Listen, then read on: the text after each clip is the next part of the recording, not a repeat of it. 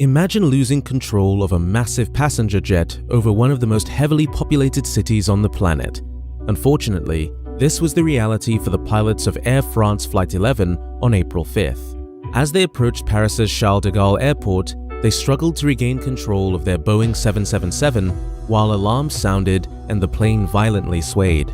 How did they end up in this dire situation? And more importantly, how did they manage to safely land the aircraft? This is the story of Air France Flight 11. At 9 p.m. on April 4, 2022, Air France Flight 11 departed from John F. Kennedy International Airport in New York aboard a Boeing 777-300ER destined for Paris, a 7-hour flight with 177 passengers and 15 crew members. Unbeknownst to the passengers and crew, the pilots were about to face a life-threatening situation in the cockpit as they fought to control the aircraft and save the lives of everyone on board. At 9:15 p.m., Flight 11 took off and began its journey eastward over the Atlantic Ocean. The Boeing 777, also known as the 777, is a state-of-the-art long-haul passenger aircraft known for its exceptional safety record, advanced technology, and fuel efficiency. It is one of only 2 Boeing aircraft that use fly-by-wire technology, in which all pilot inputs on the controls are processed by computers before the flight control surfaces are moved, reducing the risk of dangerous situations such as stalls, overspeeds, or steep banks. The aircraft used for this flight was a 17-year-old model, first put into service in 2005. Flight 11 progressed smoothly over the Atlantic, and by 7:30 a.m. local time, the aircraft began its descent into Paris. The first officer, sitting in the right-hand seat, would be flying the approach and landing the aircraft at Charles de Gaulle, using runway 2-6 left, which required flying to the east of the airport and turning 180 degrees to line up with the westerly-facing runway. The skies were cloudy and the pilots would not break out of the clouds until they were only 300 feet above the ground. Everything went according to plan during the descent, and by 7:45 a.m., the aircraft was lined up with the runway. Air traffic control cleared the flight to land 4 minutes later. The crew lowered the gear and set the airspeed on the autopilot to their approach speed of 140 knots, then carried out the landing checklist. Shortly after, while descending through an altitude of about 1,500 feet above the ground, the first officer disconnected the autopilot and began flying the plane manually, while keeping the autothrottle engaged to control the aircraft's speed. He made minor adjustments on the controls, steering the aircraft slightly left and right as needed. Suddenly, without warning, the aircraft began to bank 6 degrees to the left, catching the first officer by surprise. The captain noted that the aircraft was now deviating from the approach path. Moments later, the bank angle increased to 7 degrees, exceeding the normal bank angle at this stage of the approach.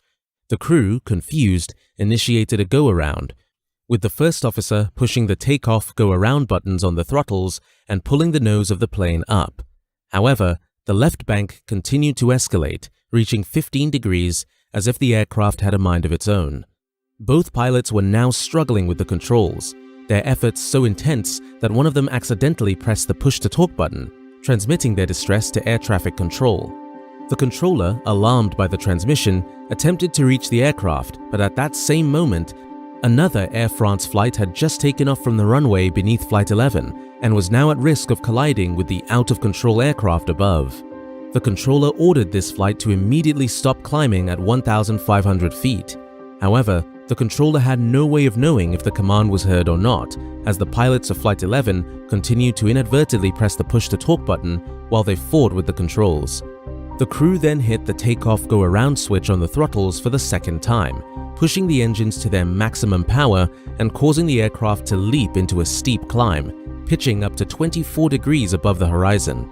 The first officer made the standard call-out of "positive climb" and retracted the landing gear, but did not raise the flaps, which caused the gear configuration warning alarm to sound.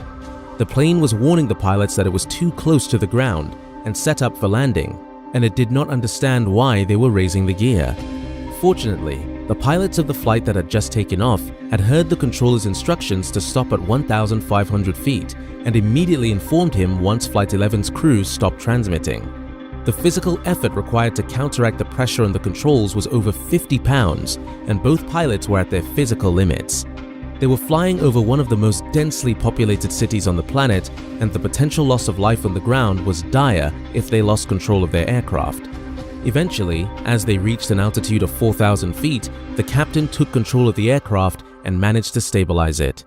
The flight then contacted air traffic control. The crew assessed their situation and decided to make a cautious second approach to Charles de Gaulle, as the issue seemed to have resolved itself. The safest course of action was to engage the autopilot and closely monitor the aircraft as they circled back for a second approach.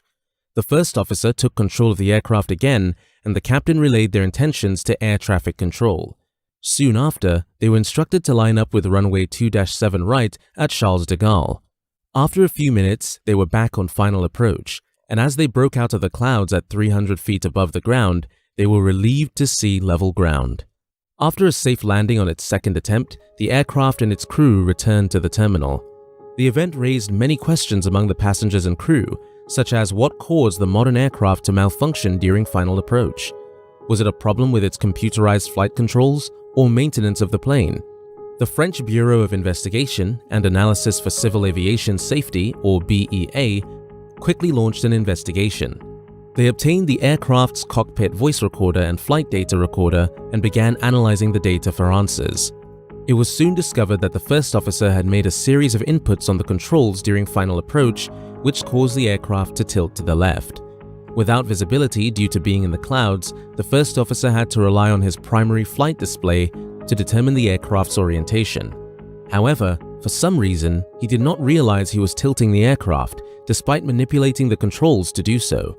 The aircraft was simply following his commands, but he was unaware of the actions he was taking. When the first officer expressed surprise to the captain that the aircraft was turning left, the captain assumed there was an issue with the weather or the aircraft, leading to a go-around. But this was where the real breakdown occurred. During the go-around, the captain assumed control of the aircraft without formally announcing it by saying, "I have control." This resulted in both pilots trying to control the aircraft simultaneously, which is a recipe for disaster. In the 777, both control columns are mechanically linked, meaning that if one pilot applies a certain amount of force on the controls, the other pilot must counteract it to maintain level flight. Having two pilots control the aircraft at the same time should never occur. In this incident, the pilots were applying as much as 50 pounds of force on the controls, with the first officer trying to pull back to prevent the aircraft from nosediving, and the captain pushing forward to bring the nose down. In the heat of the moment, neither pilot realized that the other was also controlling the aircraft, leading to a fight for control. This was a dangerous and embarrassing predicament for Air France. The initial reports from the BEA show that the force on the controls was so strong that it overcame the safety mechanism that allows one control column to be freed if the other becomes jammed. This means that at 2 points during the flight, the pilots were using such a high level of force on the controls that they overcame the inbuilt safety mechanism. This is an embarrassing incident for Air France, and it's not the first time that two of its pilots ended up fighting for the controls without realizing they were actually fighting each other. In 2009, an Air France Airbus A330 crashed in the Atlantic Ocean with all 228 people on board, due to a similar breakdown of communication and teamwork in the cockpit. This incident has renewed the focus on crew resource management in Air France and across the industry, but it remains to be seen if the lessons from this incident will be used to prevent future loss of life.